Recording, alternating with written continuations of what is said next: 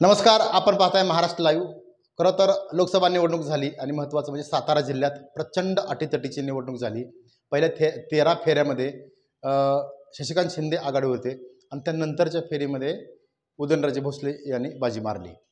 महत्त्वाचं म्हणजे सातारा जिल्ह्यामध्ये या निवडणुकीच्या निकालाकडे सर्व लक्ष होतं। मात्र खऱ्या अर्थानं आता लक्ष आहे ते म्हणजे एनडीए सरकार शनिवारी स्थापन होणार आहे।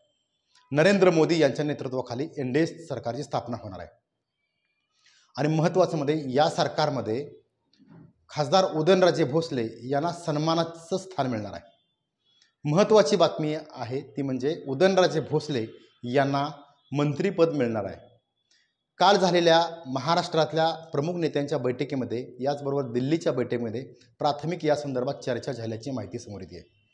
खरं तर उदयनराजे भोसले यांची ही चौथी टर्म आहे, म्हणजे 2009, 2014, 2019 निवडून आले आणि राजीनामा दिला 3 महिन्यात आणि ते भाजपमध्ये गेले आणि नंतर ते पराभूत झाले। मात्र त्यावेळची टर्मसुद्धा गणली जाते आणि आता 2024मध्ये महाविकास आघाडीच्या समोर वादळामध्ये अत्यंत चांगल्या पद्धतीने नियोजन करून कार्यकर्त्यांच्या मेहनतीला फळ आलं आणि उदयनराजे भोसले 30,000 पेक्षा जास्त मतांनी निवडून आले। उदयनराजे भोसले हे पश्चिम महाराष्ट्रातील नेतृत्व करणारे खासदार आहेत।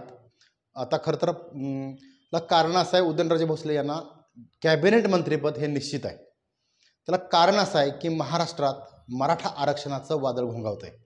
यामुळे या वादळाला शांत करण्यासाठी आणि विधानसभा निवडणुका या 4 महिन्यावर आहेत, या कारणासाठी मनोज जरांगेसारखं वादळ जर भाजपला शांत करायचं असेल तर मराठा नेताच इथं मंत्रिपदावर जर बसवला तर तो संपूर्ण महाराष्ट्रात फिरवता येईल।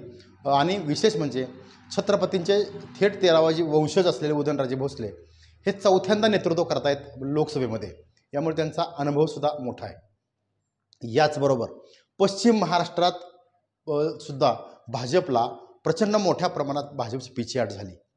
भाजपचे मुरलीधर मोहोळ पुण्याचे फक्त निवडून आले आणि सातारचे उदयनराजे भोसले। सोलापूरमध्ये भाजप पराभूत झालं, माढात पराभूत झालं, या ठिकाणी कोल्हापूरमध्ये सुद्धा पराभवाला सामोरं जावं लागलं, इचलकरंजीमध्ये पराभवाला जावं लागलं, सांगलीत जावं लागलं। याचा सर्व बॅकलॉग जर भरून काढायचा असेल तर उदयनराजे भोसले यांना कॅबिनेट मंत्रिपद हे दिल्याशिवाय पर्याय नाही, हे सुद्धा भाजप नेत्यांच्या लक्षात आलेलं आहे। त्यामुळं खासदार उदयनराजे भोसले यांना सन्मानाची वागणूक देऊन दिल्ली दरबारी कॅबिनेट मंत्रिपद हे निश्चित मानलं जात आहे। खरं तर शनिवारी शपथविधी होतोय पंतप्रधानांचा आणि काही दिवसामध्ये कदाचित पहिल्या टप्प्यातसुद्धा सन्मानानं शिवछत्रपतींच्या वारसदाराला या ठिकाणी सन्मानित केलं जाऊ शकतं। कारण उदयनराजे भोसले हे खरं तर आत्तापर्यंतच्या इतिहासात 2019च्या निवडणुकीमध्ये पहिल्या 3 महिन्यामध्ये राजीनामा देणारा हा देशातला पहिला खासदार असेल की राजीनामा देऊन भाजपमधून त्यांनी निवडणूक लढवली। त्यांना त्यात अपयश आलं, मात्र ते अपयश त्यांनी 2024च्या या निवडणुकीमध्ये भरून काढलं। यामुळं राजेंना यावेळी सन्मानाची वागणूक देऊन दिल्ली दरबारी कॅबिनेट मंत्रिपद हे निश्चित दिलं जाईल आणि असा साधारणतः एकंदरीत दिल्लीच्या भाजपच्या गोटातून सूर उमटतोय। कारण पश्चिम महाराष्ट्रातून नेतृत्व आणि याचबरोबर मराठ्यांचा नेता म्हणून आणि आगामी विधानसभेच्या दृष्टीनं सुद्धा खासदार उदयनराजे भोसले यांना महाराष्ट्रभर त्यांना लॉन्च करून या ठिकाणी मनोज जरांगेंचं जे वादळ आहे की ज्या वादळामुळं भाजपच्या मराठवाडा आणि विदर्भात अक्षरशः भाजपच्या अनेक उमेदवार या ठिकाणी पडले, याचा बॅकलॉग भरून काढण्यासाठी सुद्धा भाजपनं रणनीती आखली आहे।